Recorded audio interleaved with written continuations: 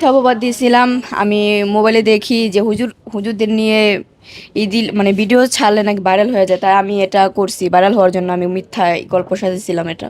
এত হুজুর থাকতে আপনি ওনাকে কেন ফেলেছেন? ওনার বয়স, আপনার বয়স কি এক? কত জন না এক অনেক না, হুজুর হ্যাঁ আছে। আছে।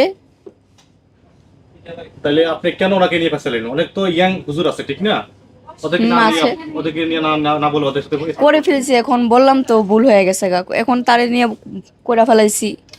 আচ্ছা, নেক্সট কি এরকম এই ধরনের কোনো কাজ করবেন কি আপনি? না, নেক্সট আর কখনো এসব কাজ করব না। সে অনেক ভালো, আবু বকর সিদ্দিক, সে অনেক ভালো, অনেক ভালো। আচ্ছা, আপনি তার কিভাবে তাকে চিনতেন আপনি?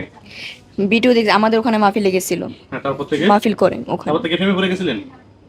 তাহলে না, আমি তো ওগুলা তো মিথ্যা বলছিলাম। ও প্রেমে আগে তো বলছেন প্রেমে পড়ছেন, হ্যাঁ, ঠিক না? তো মাহফিলে যাওয়ার পর থেকে প্রেমে পড়ছিলেন, ঠিক না? ওটা তো আমি এখন মিথ্যা গল্প সাজিয়েছিলাম। মিথ্যা খবর ছড়াইছিলেন। প্রেমে পড়বো কেন? তার সাথে কি আমার সাথে যায়? আমার বয়স আর তার বয়স, তো এটা ভাইরাল হওয়ার জন্য আমি না বানাইছিলাম। গেলে আপনার মানে আমি তো ক্ষমা চাইলাম তো তার কাছে তো আমি ক্ষমা চাইলাম, সে তো আমাকে মাফ করেই দিল। সেই মাপ করছে, ঠিক আছে।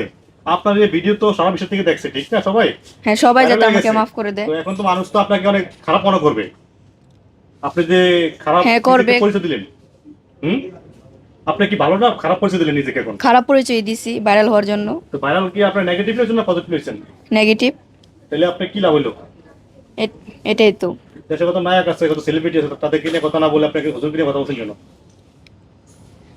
আর করবো না কখনো কারো। হ্যাঁ, হিরো আলমকে নিয়ে কথা বলেন আপনি। এই জন্য একজন এমন একটা মানুষকে একজন সেলিব্রিটি মানুষ, তাকে নিয়ে কথা বলেন শেষ আপনি। করে দিয়েছেন, সংসার শেষ করে দিয়েছেন।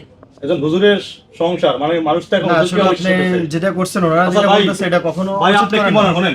জি জি। হ্যাঁ, আমি একজন ঠিক করি। হুজুরকে এখন মানুষ কিন্তু অবিশ্বাস করতেছে। হ্যাঁ। যে আগে কিন্তু মানুষ মনে করতো যে সবাই হুজুরের কাছে নিরাপদ থাকবে, নিরাপদ অবশ্যই, হ্যাঁ। এখন কিন্তু হুজুরের কাছে নিরাপদ মানুষ থাকে না, মানে মনে করছে হুজুরের আরো খারাপ।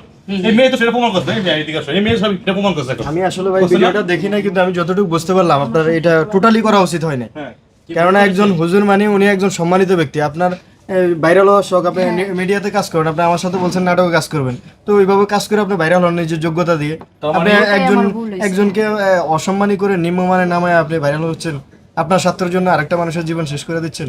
এদের মতো ওনার তো নাটক ফ্যামিলি আছে, হুজুরদের মানে মানুষ ওনার তো ওয়াইফ আছে, ওনার ওয়াইফ আছে, ফ্যামিলি আছে, সন্তান আছে, তাহলে আপনি এই কাজটা ঠিক করেন না মোটেও। ওনার 3টে সন্তান আছে ভাই, সন্তান আছে এবং স্ত্রী আছে।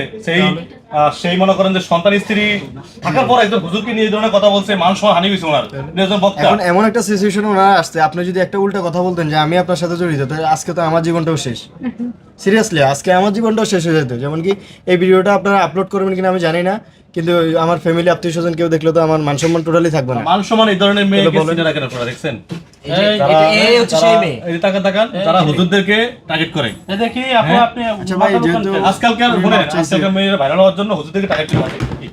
দেখতে পাচ্ছেন?